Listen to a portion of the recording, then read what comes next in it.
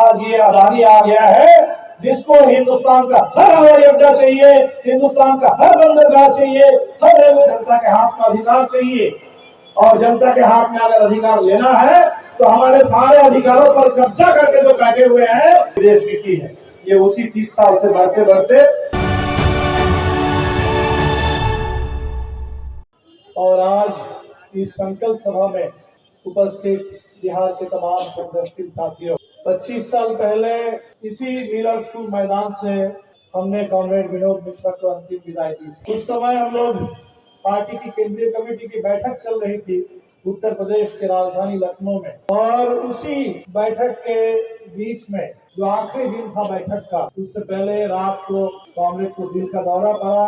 हम लोग अस्पताल ले गए, लेकिन डॉक्टर भी वहां सफल नहीं हो पाए, और 18 तारीख शाम होते होते कॉमरेड वीएम ने हमसे विदा लिया। और कॉमरेड विनोद मिश्रा को लेकर के लखनऊ से बनारस होते हुए पूरे उत्तर प्रदेश से फिर पूरे शाहबाद होते हुए हम लोग मिलर स्कूल मैदान में पहुंचे, और जहां सिर्फ हमारे हिंदुस्तान के नहीं बल्कि नेपाल के भी हमारे साथी कॉमरेड वीएम से आखिरी उनको सलाम करने के लिए आप पहुंच गए। तो 25 साल बाद आज हम लोग यहाँ फिर एक बार उस मिलर स्कूल मैदान में जमा हुए।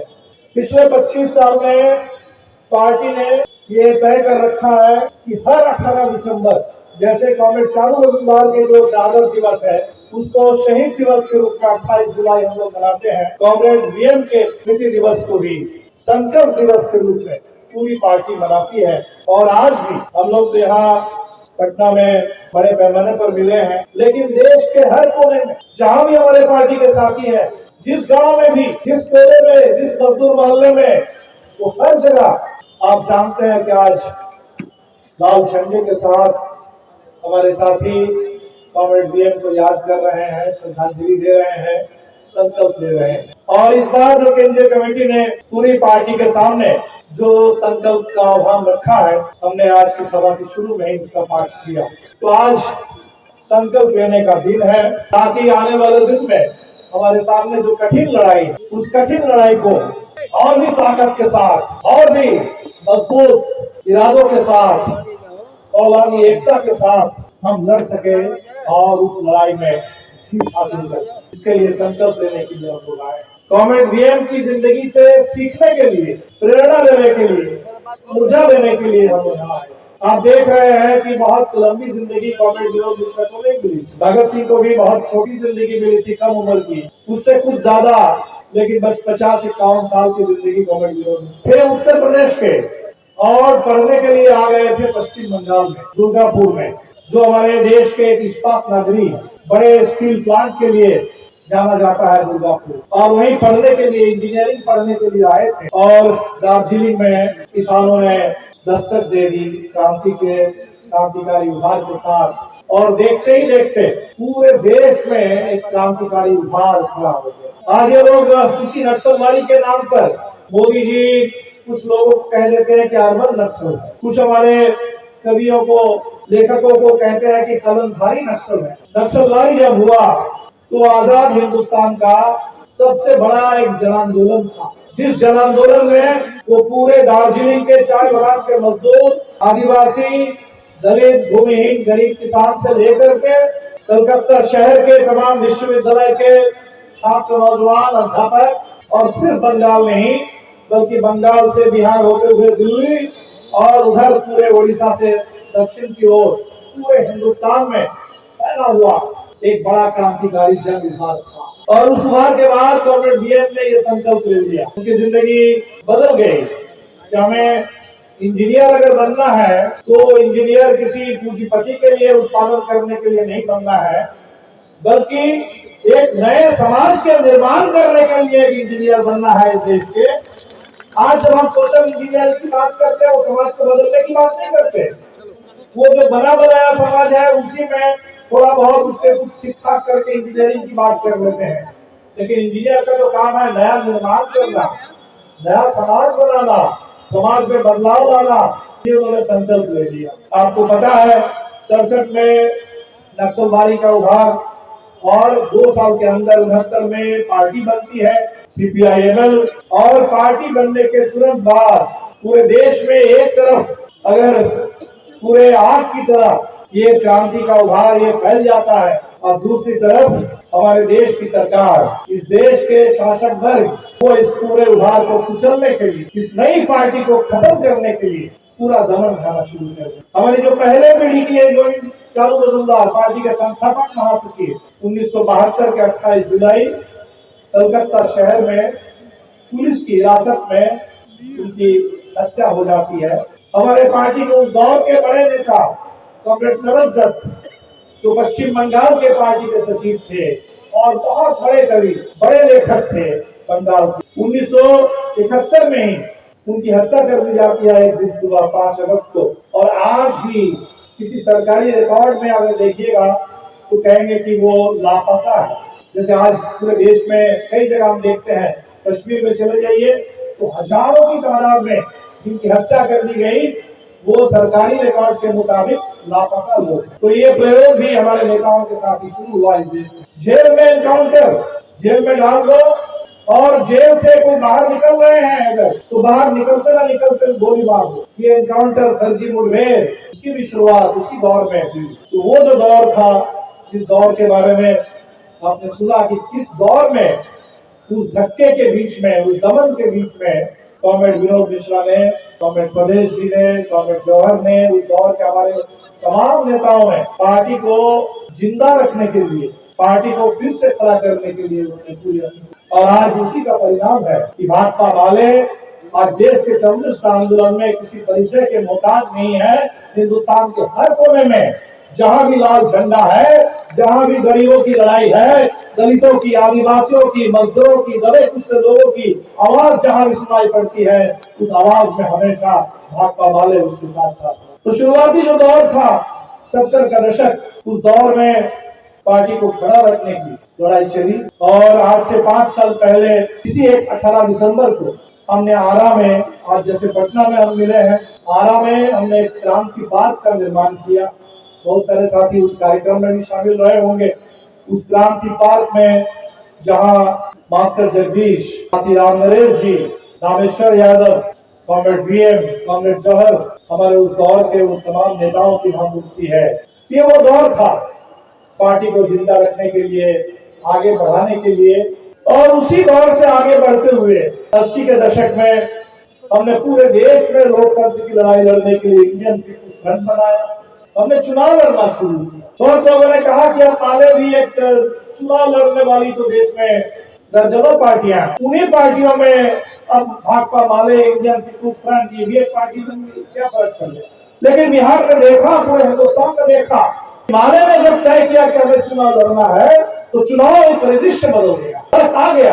क्योंकि माले उन लोगों की पार्टी है जिनके बारे में अम्बेडकर ने कहा था कि बहिष्कृत भारत, जो हाशिए पर खड़े लोग, जिनका बहिष्कार किया जाता रहा है, जिनको हमेशा खदेड़ा गया हर जगह से, समाज से, अर्थव्यवस्था से, राजनीति से, अपने तमाम अधिकारों से वंचित, वो जो वंचित समाज है, बहुजन समाज है, बहिष्कृत लोग हैं, उनकी पार्टी जब ये तय करती है कि हमें चुनाव भी लड़ना है, तो तब बिहार में देखा कि इसका मतलब होता है कि जिनका वोट लूट लिया जाता था, जिनका वोट लूट लिया जाता था, जिनके वोट पर कब्जा कर लिया जाता था, जान की बाजी लगा करके दलितों ने वोट डाला और बिहार बदल गया। कॉमरेड रामेश्वर प्रसाद आरा से सांसद बनकर के चले गए और उसके बाद दोबारा इस बिहार के अंदर किसी भूत लूटरों की हिम्मत नहीं हुई, किसी सामंती ताकत की हिम्मत नहीं हुई कि बिहार के अंदर दलितों का वोट का लूट कर सके। यहाँ हमारे बिहार के अंदर तमाम गरीब के सामने वोट डालने का पूरा अधिकार हमने हासिल किया। तो हमने जब चुनाव लड़ना शुरू किया तो वो लड़ाई वो कोई खेल नहीं था। और उस लड़ाई का मतलब है गरीबों की दावेदारी बढ़ाओ। गरीब आगे बढ़ेगा, वंचित लोग आगे बढ़ेंगे, तभी समाज बदलेगा, तभी देश बदलेगा। और भाकपा माले जैसे कोई कम्युनिस्ट पार्टी, क्रांतिकारी कम्युनिस्ट पार्टी के मकसद यही है। हमारे अस्तित्व का और कोई मतलब नहीं है। कॉमरेड चारू मजुमदार ने कहा था कि जनता का हित ही पार्टी का हित है, और जनता का हित अगर पूरा करना है, जनता के हाथ में अधिकार चाहिए, और जनता के हाथ में अगर अधिकार लेना है तो हमारे सारे अधिकारों पर कब्जा करके जो बैठे हुए हैं उनको उस कब्जे से बाहर किए बगैर हमारे हाथ में अधिकार नहीं आ सकता है। उन लुटेरी ताकतों को भगा करके ही हमें अधिकार अपने हाथ में लेना होगा। और यही लड़ते लड़ते 80 के दशक में, 90 के दशक के शुरू में आपने देखा कि बिहार में, झारखंड में पार्टी कैसे आगे बढ़ी। फिर हमने कहा कि कॉमरेड बीएम ने उसी दौर में हमें आगाह किया कि देश में एक बहुत खतरनाक विचार, एक बहुत खतरनाक प्रवृत्ति हमारे समाज में, देश में, राजनीति में पनप रही है। और उन्होंने कहा कि सांप्रदायिक फांसी। कैसे ये बात उनको समझ में आई? अगर हम सब लोग थोड़ा सा पीछे मुड़ करके देखें तो हम सबको याद है कि उस दौर में क्या हो रहा था। एक हमने देखा कि आर्थिक नीति देश की बदल गई। नरसिम्हा राव प्रधानमंत्री थे, मनमोहन सिंह वित्त मंत्री थे और देश में नई नीति आई, निजीकरण, उदारीकरण और भूमंडलीकरण। तो निजीकरण का मतलब क्या? ऐसा तो नहीं है कि हमारे देश में कोई निजी क्षेत्र नहीं था, वैसा तो नहीं है कि कोई टाटा बिरला नहीं थे, ऐसा नहीं है कि कोई पूंजीपतियों के सामने कोई मौका कम था। निजीकरण का मतलब हुआ कि जो कुछ भी जनता के खून पसीने से, उसकी कमाई से, हमारे पैसे से, हमारे टैक्स के पैसे से अगर देश में किसी पब्लिक सेक्टर का निर्माण हुआ है, कोई रेलवे का निर्माण हुआ है, कोयला खदान इस देश में, इस्पात कारखाना, इस देश के बैंक, बीमा, ये जो देश का विकास हुआ है वो सब निजी हाथों में दे दो। और ये जब शुरू होगा तो कॉमरेड विनोद मिश्रा को मालूम था कि एक दो कारखाना लेकर के ये चुप होने वाले लोग नहीं है, ये खूब चूसना चाहते हैं। उनको अगर तुम एक कारखाना दोगे वो 10 कारखाने पर कब्जा करेंगे।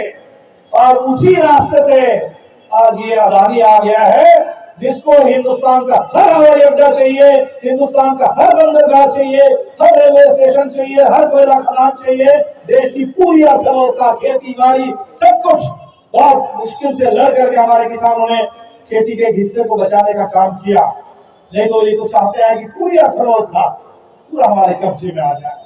ये 30 साल से वही निजीकरण, वही कॉर्पोरेट परस्ती, कॉर्पोरेटों का तुष्टीकरण, अदानी अंबानी के तुष्टीकरण, उसी रास्ते से आज देश यहाँ पहुंचा। दूसरा हमने क्या देखा? दूसरा हमने देखा कि उसी दौर में देश की विदेश नीति बदल गई।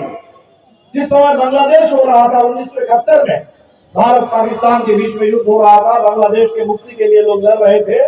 सबको पता है कि उस दौर में बांग्लादेश ना बन सके, इसके लिए पूरे अमेरिका तैनात था, उसकी पूरी कोशिश थी कि हाँ उसको रोका जाए।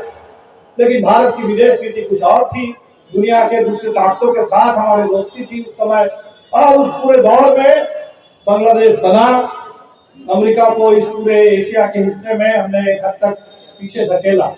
लेकिन जब सोवियत यूनियन खत्म हो गया, हमने देखा कि हिंदुस्तान के शासकों ने तय कर लिया कि अब हमें तो बस अमेरिका का पिछला शुरू है, अमेरिका के साथ मिलकर चलना, अमेरिका जैसे चाहे वैसे हिंदुस्तान को चलाना। और वही करते करते आज हम कहां पहुंचे हैं? फिलिस्तीन में, गाजा पट्टी में, छोटे से इलाके में जहां 25 लाख लोग हैं और पिछले 7 अक्टूबर से अभी तक 18,000 से ज्यादा लोग मार दिए। बमबारी हो रही है लगातार, बच्चे, महिलाएं, बुजुर्ग लोग अस्पताल के अंदर, एम्बुलेंस के अंदर, लेखक, कवि चुन चुन करके मारा जा रहा है निशाने पर लेकर के। तुमको लग रहा है कि ये लोग खत्म हो जाएंगे तो कौन मांग करेगा फिलिस्तीन? आप समझ लीजिए, जिस समय अंग्रेज हमारे देश में राज कर रहे थे, जब वो दावा कर रहे थे कि अंग्रेजों का जो साम्राज्य है वहां सूरज कभी डूबेगा नहीं, तो वो हमारे देश में जालियांवाला बाग कर रहे थे। वो हमारे देश में आंदोलन को कुचलने के लिए निहत्थे लोगों को हजारों की तादाद में गोली मारकर हत्या कर रहे थे। आज वही चीज हर रोज एक जालियांवाला बाग, हर रोज एक जनसंहार, प्रतिपल जनसंहार हो रहा है उस गाजा पट्टी में। और हिंदुस्तान अब अमेरिका के और इजराइल के साथ पूरे एशिया में दूसरा और कोई देश नहीं मिलेगा इजराइल के साथ खड़ा होकर। कोई और देश नहीं दिखेगा अमेरिका के साथ इस तरह से खड़ा हुआ। आप जाकर के बड़े मुश्किल से अभी यूनाइटेड नेशंस में जो आखिरी बार प्रस्ताव पारित हुआ तो वहां भारत ने भी कहा कि हाँ युद्ध रुकना चाहिए। तो आज हमारी जो विदेश नीति है ये उसी 30 साल से बढ़ते बढ़ते, जो करुण भारती जी ने भी कहा कि आप कमजोरों के साथ नहीं, आपकी नीति क्या है कि जो सताने वाले लोग हैं, उत्पीड़न करने वाले जो लोग हैं, हिंसा थोपने वाले जो लोग हैं, जान लेने वाले जो लोग हैं, आप उनके साथ खड़े हो जाएंगे और पीड़ितों के खिलाफ खड़े हो जाएंगे।